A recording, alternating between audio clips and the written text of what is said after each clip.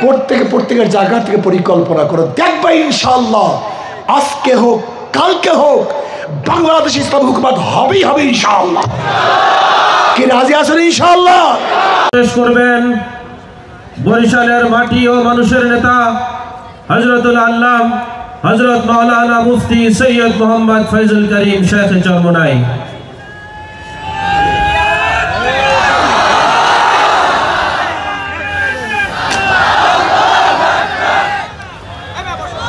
আসসালামু আলাইকুম ওয়া রাহমাতুল্লাহি ওয়া বারাকাতুহু।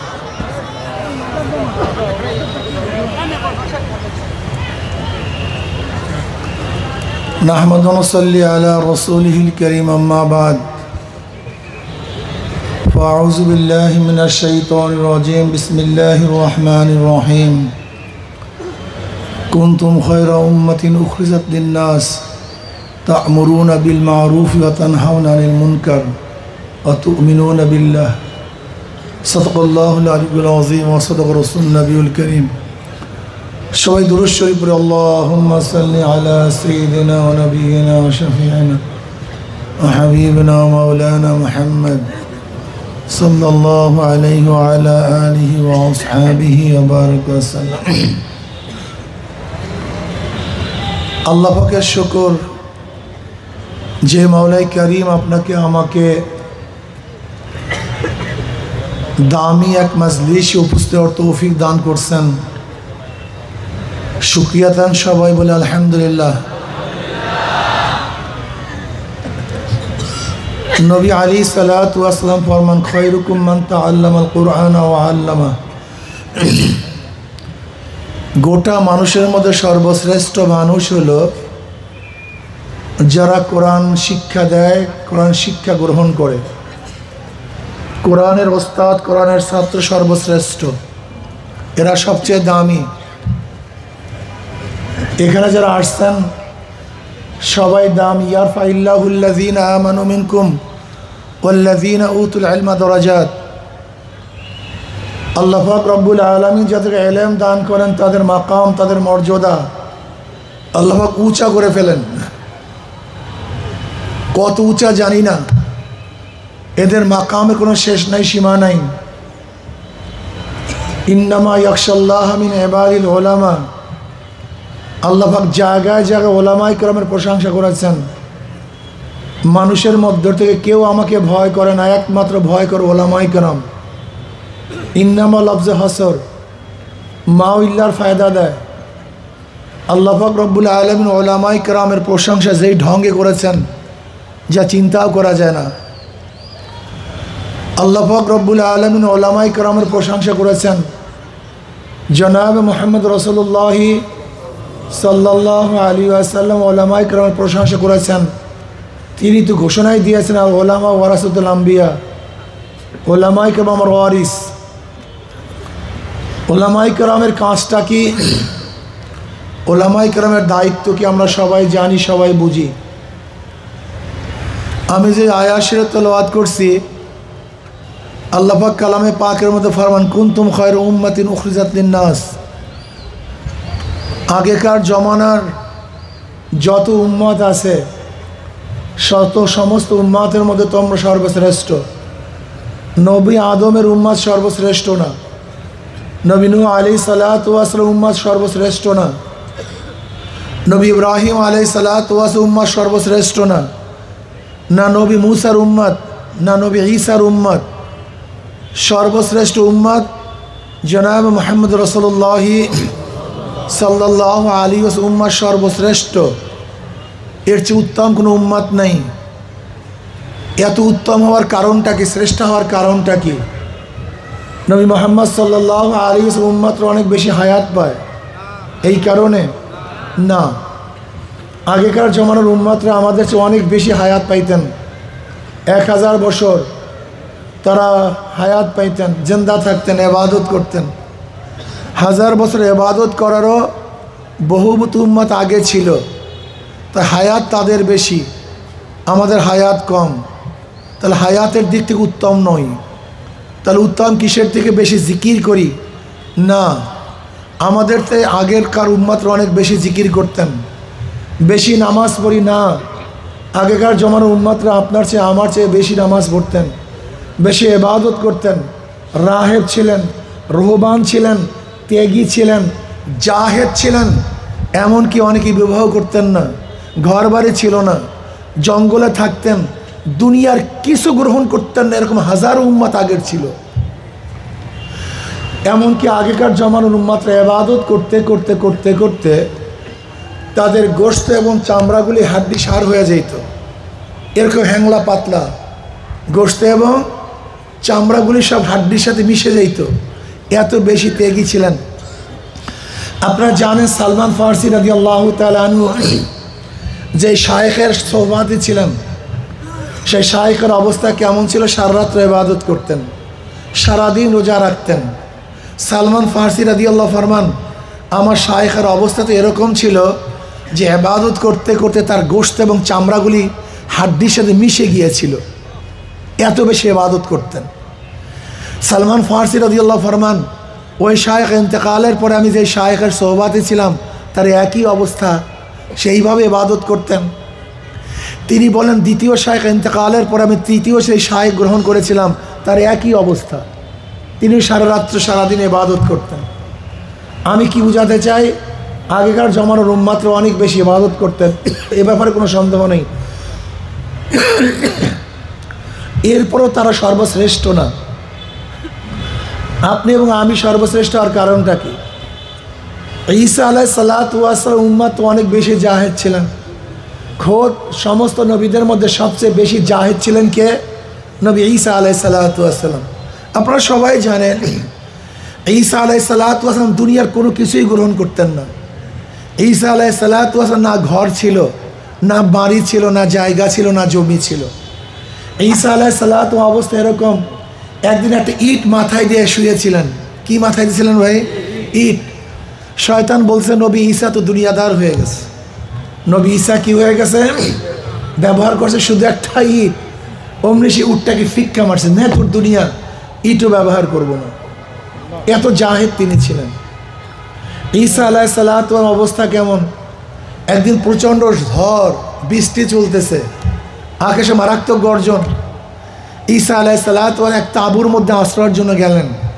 দেখেন সেখানে এক যুবতী মহিলা, যুবতীর কাছে কিভাবে থাকবেন? সেখান থেকে বের হয়ে গেলেন, গেছেন এক পাহাড়ের মধ্যে, এক গুহায় গিয়া দেখেন সেখানে সিংহ অবস্থান করতেছে।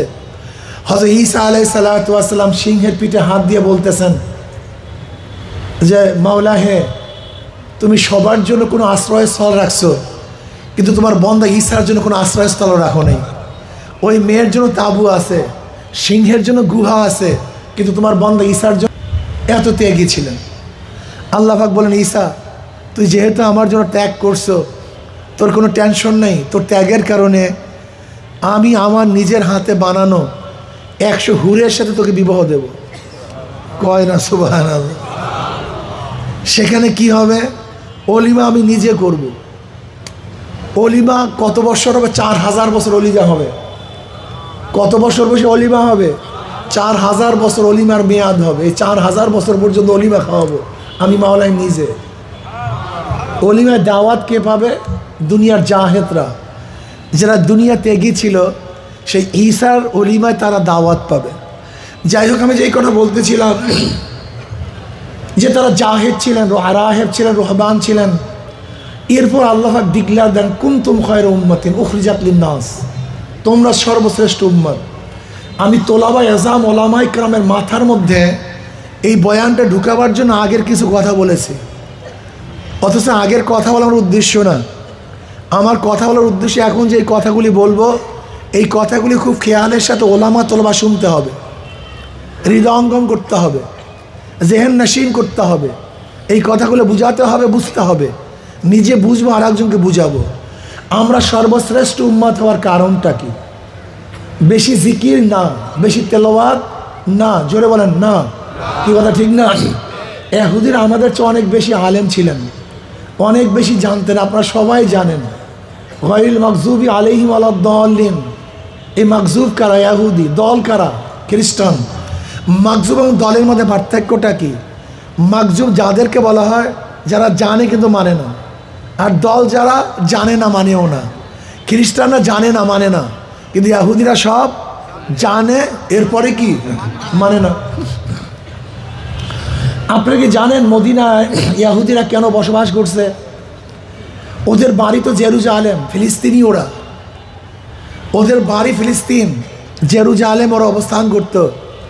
কিন্তু ওরা মদিনায় কেন গেছে? ওদের বাড়ি তো মদিনায় না। ওরা জানতো, ওদের কেতাবে আছে, আখিরি নবী জনাব মুহাম্মদ রাসূলুল্লাহ সাল্লাল্লাহু আলাইহি ওয়াসাল্লাম মক্কা থেকে মদিনায় হিজরত করবেন। এটা ওরা জানতো। সে আখিরি নবীকে পাওয়ার জন্য অনেক আগে হিজরত করে তারা মদিনায় বসবাস করছে। এই ইহুদির গোষ্ঠী, ওরা মদিনায় যাওয়ার কারণটাই ছিল আখিরি নবী সন্ধানের জন্য, তার তালাশের জন্য। কিন্তু মাকজুব তো যখন আখিরি নবী আসছে, প্রশ্ন করা হয়েছে, তোমরা না আখিরি নবীর তালাশের জন্য মদিনায় অবস্থান করতেছিলে, হিজরত করছো, তা আখিরি নবী আসছে তো? বলে আমরা যার তালাশে আসছি তিনি ইনি না, অন্য কেউ হবে, ইনি না, সে এখনো আসে নাই। এগুলো ইহুদি মাকজুব। আল্লাহ পাক এদের উপর গজব নাজিল করছে। এরা বহুত জানতো কিন্তু মানতো না। এটা হলো ইহুদি। ওরা অনেক বেশি জানে। কেমন জানে আপনারা সবাই জানেন। নবী আলাইহিস সালামের আওসাফ সম্পর্কে খুব ভালো মতো ওয়াকিফাল ছিল। এমনকি আবু বকর রাদিয়াল্লাহু ওয়াকিফাল ছিল। আরে বাদ দেন আবু বকর রাদিয়াল্লাহু তাআলা, আব্দুল মুত্তালিব একদিন সিরিয়ায় গেছেন। আব্দুল মুত্তালিব সিরিয়ায় যাওয়ার পরে এক ইহুদি পাদ্রী বলতেছে, তুমি এদিকে আসো, দেখি তোমার একটু জামাটা খোলো তো। জামা খুলছে। জামা খোলার পরে বলতেছে, তোমার একটু উরু উন্মোচন করো তো। বলে না, আমি সতর খুলতে পারবো না, শুধু উরু দেখাতে পারি। বলে দেখাও তো। দেখাবার পরে বলে, আল্লাহর কসম, আখিরি নবী যে আসবে সে তোমার উরাসের মধ্যে আসবে। এর ওরা জানতো, এত তারুফ ওদের মধ্যে ছিল। আবু বকর সিদ্দিক রাদিয়াল্লাহু তাআলা তাকে দেখেও চিনা ফেলাইছে যে নবী আলাইহিস সালামের আখিরি নবীর দুইজন সহকার থাকবে, দুইজন সেফা সালার থাকবে, একজন মুরব্বী আর একজন যুবক। যেই মুরব্বী থাকবে তিনিই তুমি। ওমর ইবনে খাত্তাব রাদিয়াল্লাহু তাআলাকে দেখেও চিনা ফেলাইছে। আপনারা সবাই জানেন এই ঘটনা। বলে যুবক যেই তার সহকারী থাকবে সেই ব্যক্তি তুমি। এরা তারা জানতো, এত ইলম তাদের ছিল। লেকিন কপালের মধ্যে হেদায়েত নেই। হেদায়েতের মালিককে জানার মাধ্যমে হেদায়েত পাওয়া যায় না। যদি জানার মাধ্যমে হেদায়েত পাওয়া যেত তাহলে ইহুদিরা পুরাপুরি তারা হেদায়েত পেয়ে যেত। সমস্ত ইহুদির হেদায়েত পাই। তোরা জন্মের জানতো। হেরাতকালের অবস্থা জানেন, খ্রিস্টান হেরাতকাল। সে নবী আলাইহিস সালাম তার সম্পর্কে জানার পরে বলছেন, ইনি সেই আখিরি নবী যিনি দুনিয়াতে আসবেন। কিন্তু ঈমান আনতে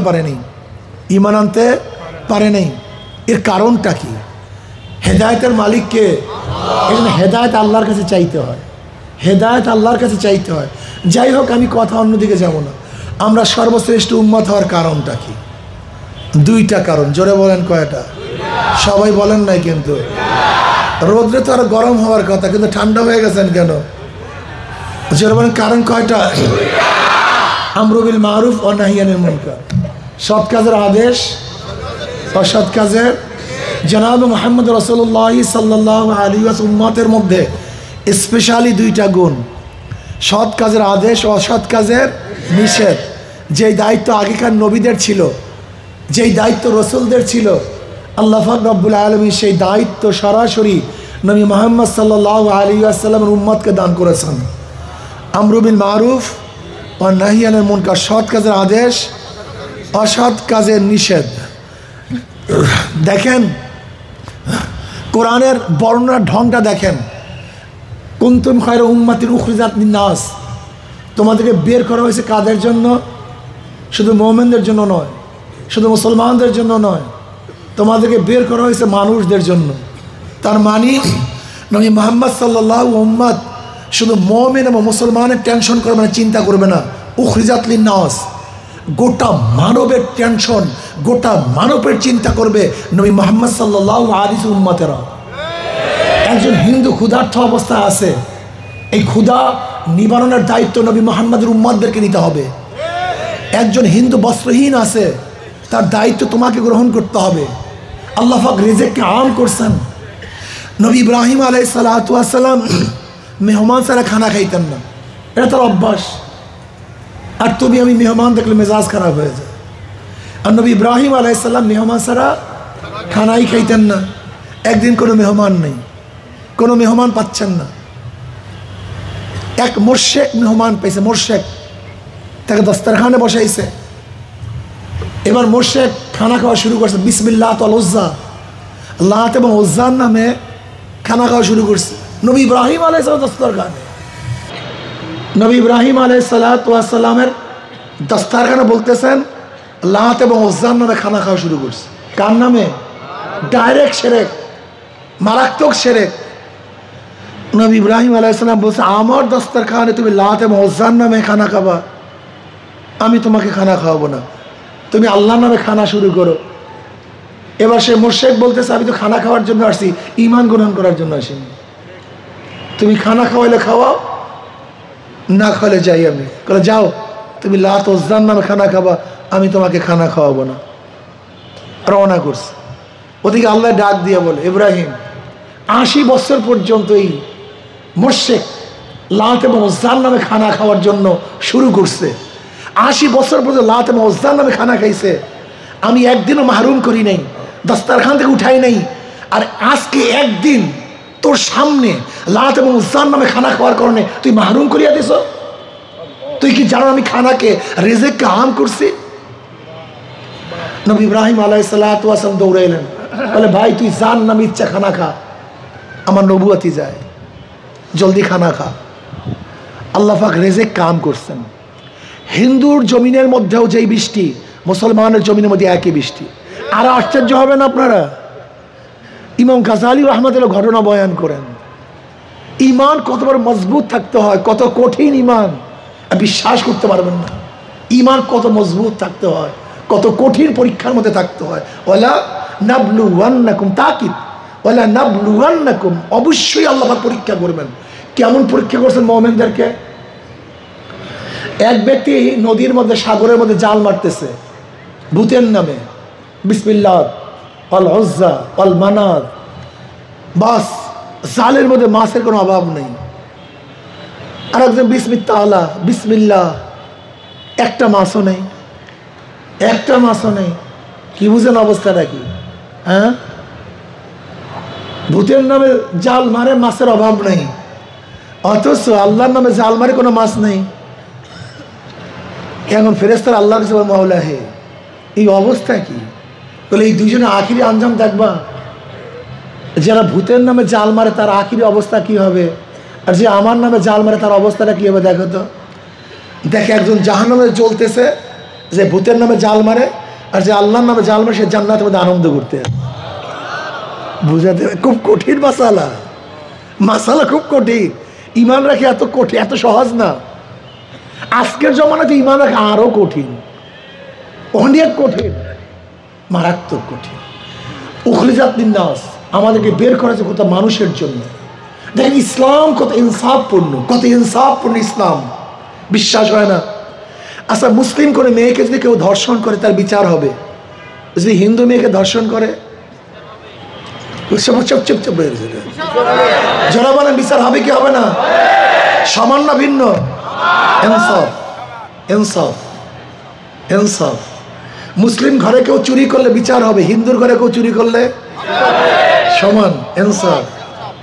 দেখছেন, যদি কেউ মুসলিমকে জুলুম করে বিচার হবে, হিন্দুকে জুলুম করলে। ইসলাম সবার ব্যাপারে ইনসাফ, আদেল, আদেল। ইসলাম হচ্ছে আদেল, গোটা দুনিয়ার মধ্যে কোনো আদর্শ নেই। ইসলাম হচ্ছে ইনসাফ, কোনো আদেল, কোনো বিচার কোনো দুনিয়াতে নেই। গোটা দুনিয়ার মধ্যে মুসলমান এবং ইসলাম এস্টাবলিশড হওয়ার কারণটা কি তোমরা অনেকেই জানো না, তোমাদের অনেকের জানাই নেই। সমস্যা হলে এই মুসলমানরা জানেন আমাদের অবস্থানটা কোথায়, আমরা কারা, আমাদের কাজটা কি, অনেকেই জানে না। বিশ্বাস হয় না তোমাদের? আমি মাদ্রাসায় মাহফিলে, আমি মাদ্রাসার মসজিদে বয়ান করতেছিলাম, ওলামায়ে কেরাম আছে। আমি বললাম দেখেন আমাদের ওলামা তোলাবাদের সমস্যা কোন জায়গায়। আসলে সমস্যা নিয়ে কেউ বয়ান করে না, শুধু ফজিলাত, ওলামাদের এই ফজিলাত, তোলাবাদের এই ফজিলাত, শুধু ফজিলাত। কিন্তু খয়রুল খেয়ার খেয়াল ওলামা শাররুল শেরারে এই কথা কেউ কয় না, খালি দেখো ফজিলাত, ওলামারা এই, ওলামারা এই, ওলামারা এই, ওলামারা এই, কোনো সন্দেহ নেই। কিন্তু ওলামারা সবচেয়ে যে খারাপ, সবচেয়ে নিকৃষ্ট, এই কথা কেন বলেন না? ঘটনা কি? হ্যাঁ, আপনি কি জানেন প্রথম জাহান্নামে মধ্যে কে নিক্ষিপ্ত হবে? কথা কয় না। হ্যাঁ, সবচেয়ে প্রথম কে নিক্ষিপ্ত হবে জাহান্নামের মধ্যে? এই আলেম। এই আলেম সবচেয়ে প্রথম নিক্ষিপ্ত হবে জাহান্নামের মধ্যে। তোমাকে অবশ্যই বুঝতে হবে তোমাদের ফজিলাত আছে। ফজিলাত আমি প্রথমই শুরু করছি, কিন্তু যাদের ফজিলাত আছে তাদের আবারও ভয়ও আছে। তোমাকে আমি বয়ান করলাম আমাদের সমস্যা কোন জায়গায় দেখেন। এইমাত্র মুহাদ্দিস সাহেব বুখারীর দর্সের মধ্যে জামাতের ফজিলাত পড়াইছে, জামাতের ফজিলাতের হাদিস পড়াইছে, জামাতে নামাজ পড়লে এই ফজিলাত। অথচ মুহাদ্দিস সাহেব নিজেও জামাত নামাজ পড়েন নাই, ছাত্র নিজেও জামাতে নামাজ পড়েন নাই। কি কথা কয় না? এইমাত্র তাকবীরুল্লাহর ফজিলাত পড়াইছে হাদিসের মধ্যে, মুহাদ্দিস সাহেব নিজেও তাকবীরুল্লাহ ফেল করছে, ছাত্রও তাকবীরুল্লাহ ফেল করছে। এইমাত্র সামনের কাতারে ফজিলাত পড়াইছে, মুহাদ্দিস সাহেব নিজেও সামনের কাতারে যায় নাই, তোলাবা যে হাদিস পড়ছে সেও সামনের কাতারে যায় নাই। এইমাত্র আনতা আবুদাল্লাহ কান্নাকা তারা ফাইল্লাম তাকুন তারা ফাইন্নাহু ইয়ারাক, এই হাদিসে তাকবীর করছে না। যে তাকবীর করছে তার নামাজের মধ্যে খুশু ছিল, আর যারা তাকবীর শুনছে তাদের মধ্যে খুশু ছিল। قد أفلح المؤمنون الذين هم في صلاتهم خاشعون, ওই সমস্ত মুমিনরা কি হয়ে গেছে? সফল কাম হয়ে গেছে, হবে না তা না, হয়ে গেছে। কদ আফলাহা মাজি, কদ তাহকিকের জন্য সফল কাম হয়ে গেছে। কোন মুমিন? আল্লাযীনা হুম ফি সলাতিহিম খাশিউন, যারা ভয় এবং বিনয়ের সাথে নামাজ আদায় করবে। এইমাত্র তাফসীর পড়াইছি, অথচ নিজের মধ্যে ভয় এবং বিনয় কিছুই নেই। কথাটা বুঝাতে পারিনি। তার মানে যা পড়ি পড়াই, কথা কয় না। আমি বললাম এই যে দেখেন আমাদের শায়েখ সানি কিতাবুল মাগাজি পড়াইছে, শুরুটাই হয়েছে জিহাদের বয়ান, অথচ ওনার মধ্যে জীবন ও জেহাদের কোনো স্পৃহা আসে নাই। জেহাদ উনি শুনতেই পারে না, বিশ্বাস হয় না। আচ্ছা, কোরআন ও হাদিসের মধ্যে জেহাদের কথা আছে কি নাই? পৃষ্ঠায় পৃষ্ঠায় আছে। আজ পর্যন্ত কোনো ইমাম সাহেব বা কোনো মুহাদ্দিস সাহেব, মুফতি সাহেব তোমাদেরকে জেহাদের বয়ান করছে মসজিদের মধ্যে? কত সত্য কথা কও, বুকে হাত দিয়া না, এ বয়ান করবে না, এটাকে বয়ান মনে করে না। বুকে হাত দিয়া কও, বুকে হাত দিয়া কও। দেখো আমি বললাম, দেখো এই মুহাদ্দিস সাহেব এইমাত্র নবী আলাইহিস সালাতু ওয়াস সালামের পোশাকের বয়ান পড়াইছে, অথচ এই মুহাদ্দিস সাহেব কি পারবে এখন যুদ্ধের পোশাক পরিয়া মাদ্রাসার বাহিরে মাঠের মধ্যে নামতে? লজ্জা পায়। অথচ নবীর পোশাকের ফজিলত পড়াইছে, নিজের পোশাক পরতে কি পায়? শরম। শরম। এটা কেমনে পড়ে যুদ্ধের পোশাক? অথচ এইমাত্র নবীর পোশাকের সবাই শি করছে, ফজিলত পড়াইছে। এইমাত্র নবী আলাইহিস সালাতু ওয়াস সালাম তলোয়ারের বয়ান করছে, লা আইবা ফীহিম গায়রা আন্না সুয়ুফাহুম ফীহিন্না ফালুলুম মিন কারাইকা তাইবি। অথচ দেখা যায় যুদ্ধের তলোয়ারের ফজিলত পড়াইছে, মুহাদ্দিস সাহেব কি পারবে যে একটা তলোয়ার নিয়ে রাস্তায় নামতে? লজ্জা পায়। এটা আলেমদের শানের খেলাফ, অথচ নবীর শানের খেলাফ হয় নাই, আলেমের শানের খেলাফ হয়েছে। কি আপনাদের রাগটা বলছে? নবীর শানের খেলাফ, কিন্তু আলেমের শানের কি হয়ে গেছে? খেলাফ হয়ে গেছে, মারাত্মক খেলাফ হয়ে গেছে।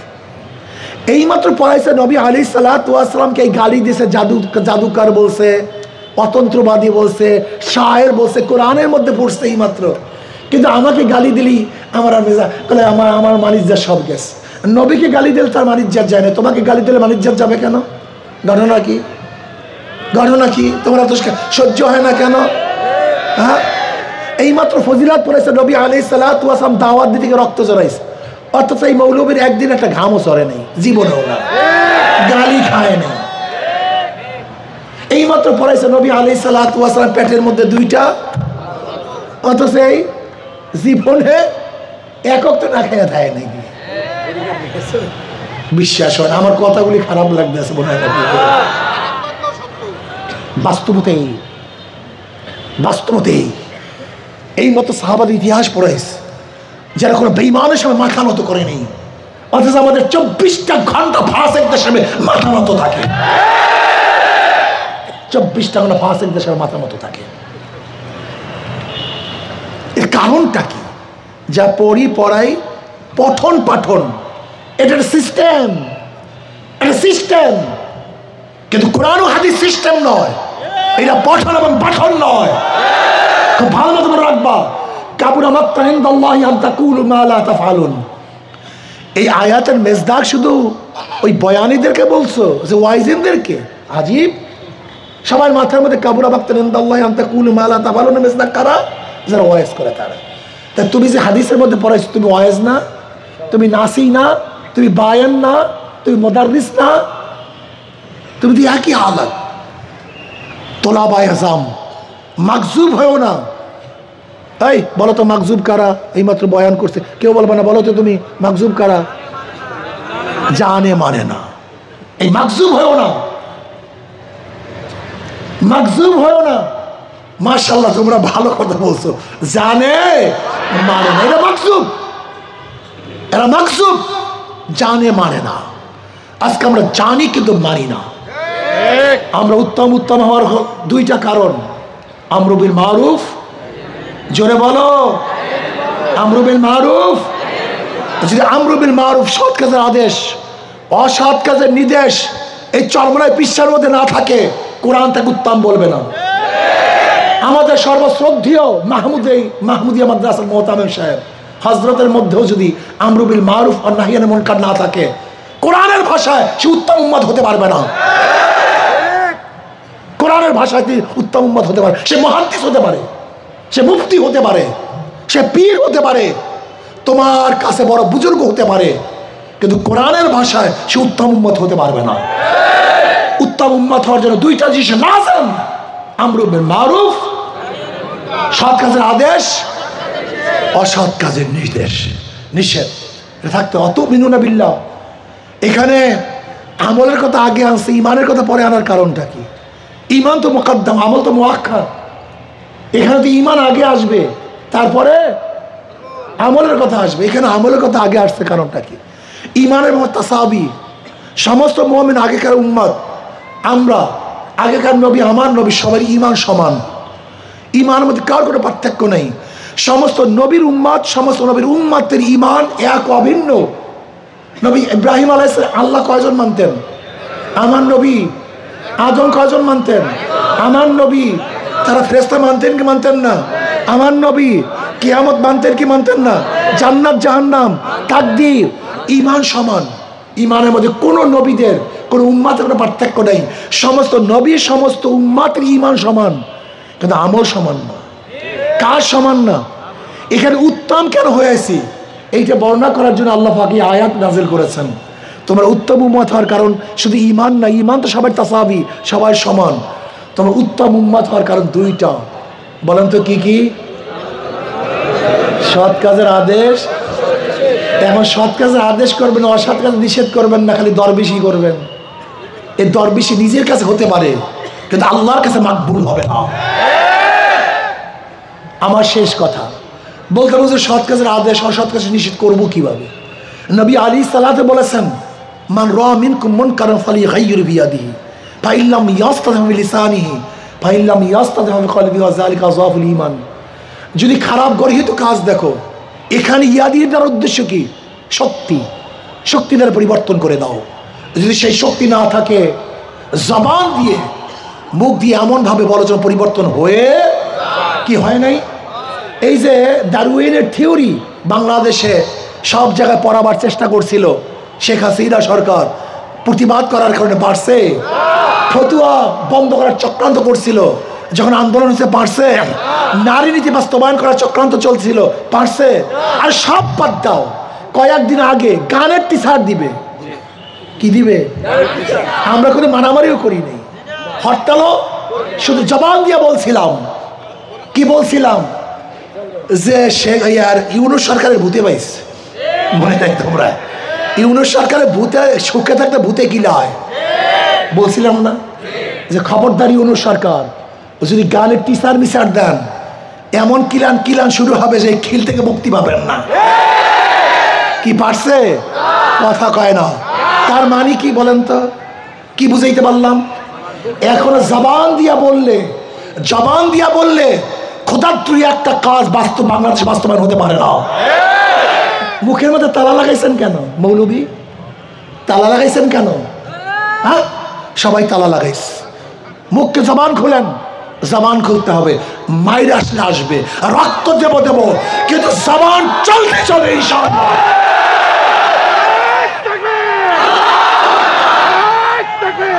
শোনেন, আমাদের সমস্যা কি? ইহুদিরা কি কইতো? ইহুদিরা, ভাই আমার সময় নেই, আজকে সম্মেলনের জন্য যেই খাটনি খাটছি রে, গতকালকে ছিলাম সেই কোথায় লেতরা মেতরা, সেখান থেকে রাত্রে আসছি, আবার এখন যাবো সেই লালমোহন, খালি আপনাদের জন্য আসছে সময়। আচ্ছা শোনেন, কথা শেষ করতে দেন। কি জানি বলতেছিলাম, ভুলে গেছি আমি। জবান খুলতে হবে আমাদের, জবান খুলতে হবে। ইহুদিদের কথা বলতেছিলাম। ইহুদিরা কি বলতো? যে আমরা তোমাদের চেয়ে সবচেয়ে বেশি আল্লাহকে বেশি মহব্বত করি, কয় নাই? আল্লাহ কি কয়? কুলিয়া আইয়ুহাল্লাযীনা হাদু ইন যাআমতুম আন্নাকুম আউলিয়াউ লিল্লাহি মিন দুনিন নাসি ফাতামান্নাউল মাউতা ইন কুনতুম সাদিকিন। যদি তোরা আল্লাহকে বেশি মহব্বত করো, তা আল্লাহর সাথে মোলাকাতের সবচেয়ে বড় পর্দা কি? মৃত্যু। আল্লাহর সাথে মোলাকাত, আল্লাহর সাথে দেখা হওয়া, সাক্ষাৎ হওয়ার পর্দা কি? ফাতামান্নাউল মাউত। যদি তুই বন্ধুই হয়ে থাকো, বন্ধুর সাথে বন্ধু দেখা করতে চায়, বন্ধুর সাথে বন্ধু, তার মৃত্যুর কামনা কর। কিন্তু কেন মৃত্যুর কামনা করো না? আসলে আল্লাহকে মহব্বত করো না, আল্লাহকে ভালোবাসো না। যদি আল্লাহকে ভালোবাসো, মৃত্যুকে ভয় করো কেন? যদি আল্লাহকে মহব্বত করো, মৃত্যুকে ভয় করো কেন?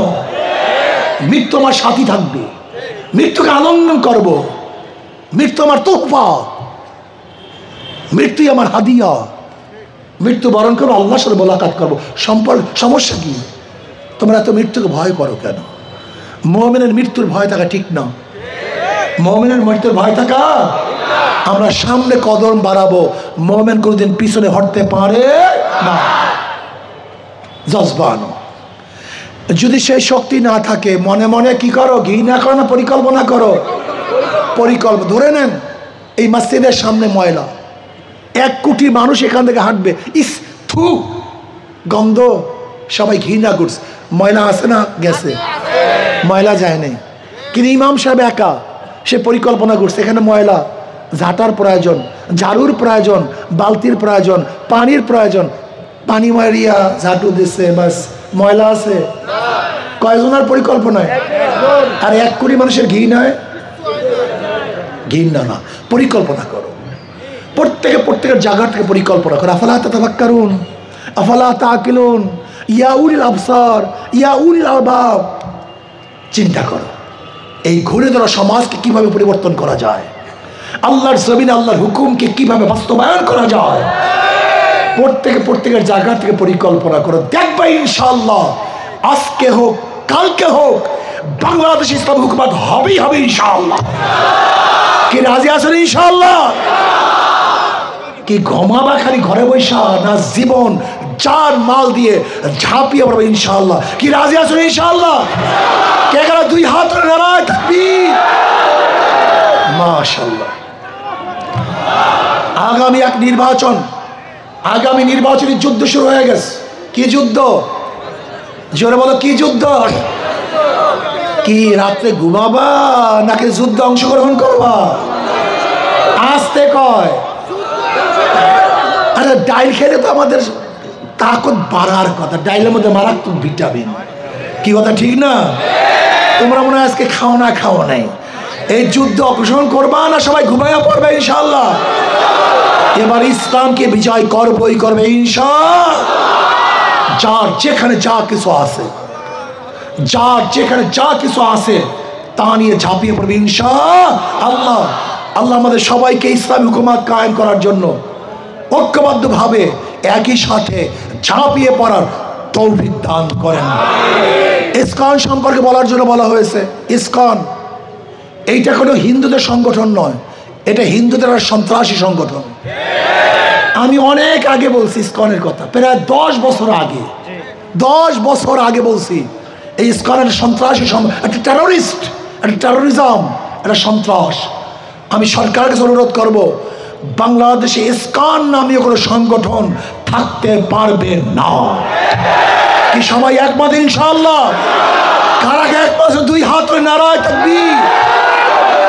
আল্লাহ আমাদের সবাইকে কবুল করে নেন।